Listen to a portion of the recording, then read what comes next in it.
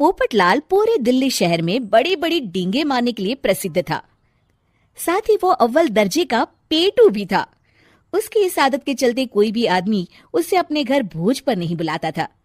फिर एक दिन पोपटलाल अपनी बहन के घर जाता है, जो दूसरे शहर में रहती थी। अरे पोपटलाल, बड़े दिनों के बाद तुझे मेरी याद आई।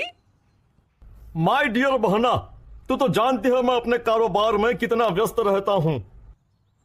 हाँ, तेरी बात भी सही है। अब आया है तो कुछ दिन ठहर के जाना। अरे दीदी, ये भी कोई कहने की बात है। श्यामा देवी पोपटलाल को रहने के लिए एक कमरा दे देती है। अगली सुबह पोपटलाल जोर जोर से गरारे करना शुरू कर देता है। नकुल की पत्नी नींद से जाग जाती है और घबराकर अपने पति नकुल को जगाती है।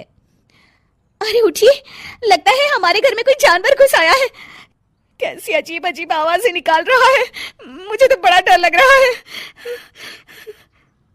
अरे कोई जानवर नहीं है भाग्यवान, पोपटलाल मामा जी हैं, अपना गला साफ कर रहे हैं। इतनी सुबह सुबह? अभी तो सिर्फ 4 बजे हैं। मामा जी इसी तरह से जल्दी उठ जाते हैं। अच्छा, ठीक है। नकुल की पत्नी जैसे ही सोने लगती है और जल्दी नाश्ता भी करते हैं। क्या मतलब? मुझे अभी उठ के उनके लिए चाय नाश्ता बनाना पड़ेगा? हाँ। अरे मर गई रे, अब मेरा क्या होगा? फिर थोड़ी देर के बाद नकुल की पत्नी मामा जी के लिए चाय नाश्ता बनाने में जुट जाती है। अरे भाई वाह, बड़ी अच्छी खुशबू आ रही है। बहू, जो भी बना रही हो फटाफट ले आओ, जोरों की भूख लगी है। हाँ मामा जी, अभी लाती हूँ। देखते ही देखते पोपटलाल सारा नाश्ता चट कर जाता है। बहू, कल से पराठे में देसी घी ज्यादा डालना, आज कुछ मजा नहीं आया। हे भगवान, इसका नाम तो पेटू लाल होना चाहिए था। पूरे 10 लोगों का नाश्ता अकेले हजम करने के बाद भी इन्हें मजा नहीं आया। इस तरह रोज पोपटलाल सुबह सुबह घर के सभी लोगों को नींद से बेवक्त जगा देता था और हमेशा खाने की उल्टी सीधी फरमाइश करते रहता था। देखते ही देखते गुप्ता परिवार की दिनचर्या अस्त व्यस्त हो जाती है। अरे भाई, खाने का असली मजा तो इस घर में है। अरे माँ, ये पोपटलाल मामा यहाँ और कितने दिन रुकेंगे? ये अकेले इतना खाना खा जाते हैं कि आज राशन वाला मुझसे पूछ रहा था कि अरे भाई, क्या आप लोगों ने घर में हाथी पाल लिया है? अरे बेटा, अब घर के मेहमान को कोई सीधे मुंह कैसे निकाल सकता है? माँ जी, अब बर्दाश्त की इंतहा हो गई है। मैं अकेले इतना काम नहीं कर सकती। आखिर मैं भी इंसान हूँ। मैं कल ही अपने मायके चली जाऊंगी। अरे भाग्यवान, हम सबको मुसीबत में अकेला छोड़कर तुम कहाँ जा रही हो? जरा सब्र करो, मैं कुछ सोचता हूँ।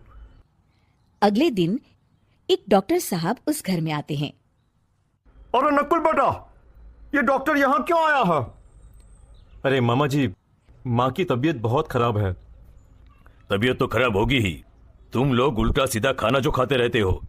देखो नकुल, मैं तुम्हारा फैमिली डॉक्टर हूं, इसलिए आज से मैं जो कहूंगा तुम सबको वही खाना रोज खाना पड़ेगा। आजकल कितनी बीमारियां फैल रही हैं, पता भी है तुम्हें? आज से तुम सब सिर्फ सलाद और करेले का जूस पियोगे, समझे? डॉक्टर अंकल, आप ठीक कहते हैं। पोपटलाल घबरा के, अरे क्या खाक ठीक है भांजे? ये डॉक्टर सीधे सीधे हमें घास फूस खाने के लिए कह रहा है। अरे मैं कहता हूँ भगा इस डॉक्टर के बच्चे को यहाँ से। अरे मामा जी, डॉक्टर साहब ठीक ही तो कह रहे हैं। इसी बहाने आपका इतना बड़ा पेट जो बाहर निकला हुआ है वो अंदर हो जाएगा। इस तरह गुप्ता परिवार रोज खाने में सिर्फ सलाद खाना शुरू कर देता है। बेचारे पोपटलाल का बुरा हाल हो जाता है। ये लीजिए मामा जी, ताजा ताजा करेले का जूस।